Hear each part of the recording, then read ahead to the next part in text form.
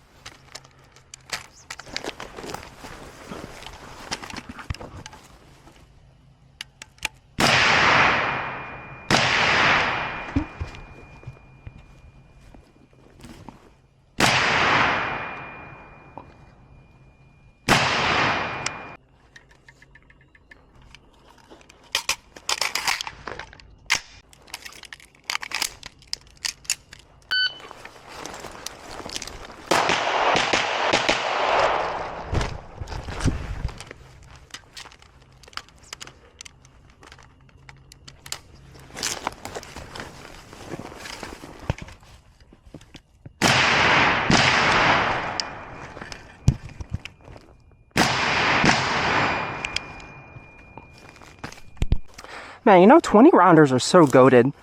I don't know if it's like kind of a cold take, hot take. I don't know. I love how compact they are. 20 rounds is pretty decent. They let you get onto the ground easier, and they're just the vibe. I think they're just the vibe. So I really dig 20 rounders.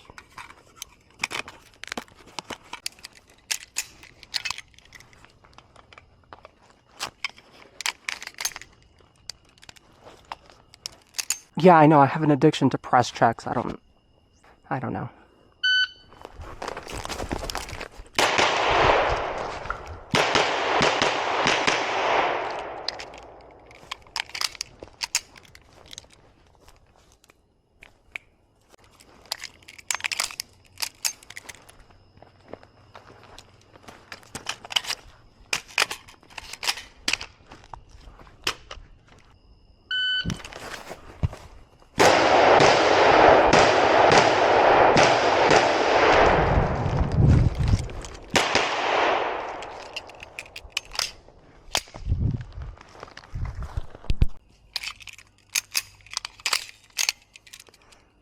The Mark II Super Browning High Power. Absolute classic. Phosphate, or not phosphate, what was I thinking? Parkerized finish with some blued accents here on some of the parts that I changed out. Really, the only thing that I have changed out for as an aftermarket thing is the safety. Wasn't a fan of the original safety, felt very mushy. This one has a much better click. Hammer.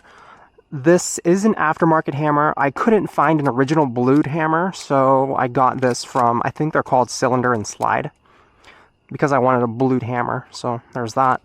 Blue trigger. This is original blue trigger and original blued slide catch. And original blued extractor. I like the accents. I think it makes it look nice, really, if I do say so myself. Stock barrel. Pretty much everything that I have changed out. Pretty much everything that I have changed or replaced for maintenance purposes has been the springs. Springs on this thing, when I got it, were pretty worn out, especially on the extractor over here. The extractor is like the high power's Achilles heel. Let me tell you. If that gets too dirty, your extractor's gone. The extractor is kind of like the main problem with these. But other than that, really, I mean, if you just maintain it, keep it clean, rechange the spring when it needs to be rechanged, it's fine. Other than that, that's just sort of like something that'll happen like over time. But it's not something you have to really worry about. As long as your extractor is good, this thing will fire.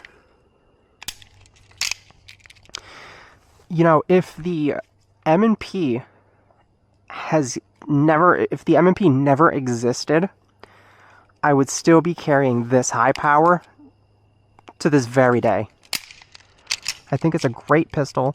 I love how light it is. I love how thin it is, really. That's kind of the main reason why, like, I wanted to carry this. Besides just absolutely falling in love with the aesthetics here. I think it just looks very nice. Hammer fired, single action. Majority of my pistols are like hammer fired. I just like hammer fired. If Smith & Wesson ever makes a hammer fired M&P 9, it's over. I'm buying that. I kept the stock iron sights. Not that I really think I could change them. I could probably change them. They are a bit rudimentary. They are a bit World War I-ish. But they're doable. It's possible. I did put some yellow, or not yellow, some pink nail polish on this front sight here. Just to make it easier for me. Sort of like a pseudo red dot, really. Because I don't really treat iron sights and red dots differently, per se. I don't stare at my sights. I sort of just treat this front sight as the red dot. And I just put it over my target. So my target is focused. And my iron sights are blurry. But I still see the red.